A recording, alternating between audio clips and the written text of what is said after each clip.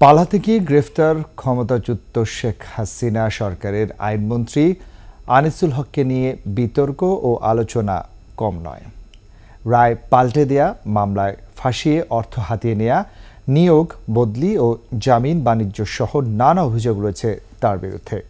নির্বাচনী হলফনামায়ও উঠে আসে 10 বছরে 218 গুণ নগদ অর্থ বৃদ্ধি সহ নানা অসঙ্গতি। বিস্তারিত জানাচ্ছেন দুলি মল্লিক। যারা দুর্নীতি করতে অভ্যস্ত তারা বিচারের আওতায় আসবেন। ক্ষমতাচ্যুত শেখ হাসিনা সরকারের আইনমন্ত্রী আনিসুল হকের এমন বক্তব্য এখন তার নিজের জন্যই প্রযোজ্য হতে চলেছে। একমাত্র ওয়ালটন এসি দিচ্ছে 1 বছরের রিপ্লেসমেন্ট গ্যারান্টি। 2014 সাল থেকে ব্রাহ্মণবাড়িয়া 4 আসনে আওয়ামী লীগের 2 বারের সংসদ সদস্য আনিসুল হক 2 বারই আইন মন্ত্রণালয়ের দায়িত্বে ছিলেন। 10 বছরে তার অর্থ সম্পদ বৃদ্ধির পরিমাণ রীতিমতো প্রশ্নবিদ্ধ। নির্বাচনী হলফনামার তথ্য অনুযায়ী 2014 সালে তার কাছে নগদ অর্থ ছিল মাত্র 5 লাখ টাকা। 2024-এ তা বেড়ে 10 কোটি ছাড়ায়। ব্যাংক ও আর্থিক প্রতিষ্ঠানে জমাকৃত অর্থের পরিমাণও 10 বছরে বেড়েছে 2.5 কোটির বেশি। 5 বছরের ব্যবধানে স্থাবর অস্থাবর সম্পদের পার্থক্য বিপুল। অস্থাবর সম্পদ 11.5 গুণ ও স্থাবর সম্পদ বেড়েছে প্রায় 4 গুণ।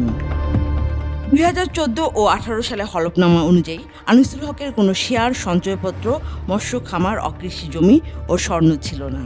তবে 2024 সালে হলফনামায় সিটিজেন ও এক্সিম ব্যাংকে তার শেয়ার 40 কোটি টাকার বেশি। বিভিন্ন সংবাদ মাধ্যমের রিপোর্ট বলছে, গেল 5 বছরে সম্পদ বৃদ্ধির তালিকায় শীর্ষে এই আনিসুল হক। বিভিন্ন সংবাদ মাধ্যমের অনুসন্ধানী প্রতিবেদনে উঠে আসে আইনমন্ত্রীর আড়ালে তার নানা অপকর্মের তথ্য। আগে টাকা পরে নিয়োগ, এমন নীতিতে বান্ধবী তৌফিকা করিমের সঙ্গে সিন্ডিকেট চালাতেন তিনি। এর আওতায় নিয়োগ, আইন বিভাগে বদলি, জামিন দেওয়া, রায় পাল্টে দেওয়ার মতো কাজ করতেন। হোটেল রেন্টি ধর্ষণ মামলায় রায় প্রভাবিত করার ক্ষেত্রেও তার নাম আলোচিত হয়।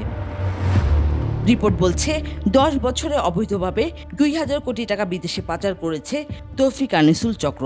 শিক্ষার্থী জনতার আন্দোলনে সরকার পতনের আভাস পেয়ে আগেই কানাডায় পাড়ি দেন তৌফিকা। তবে শেষ রক্ষা হয়নি আনিসুল হকের। দুলি মল্লিক, 21 টেলিভিশন।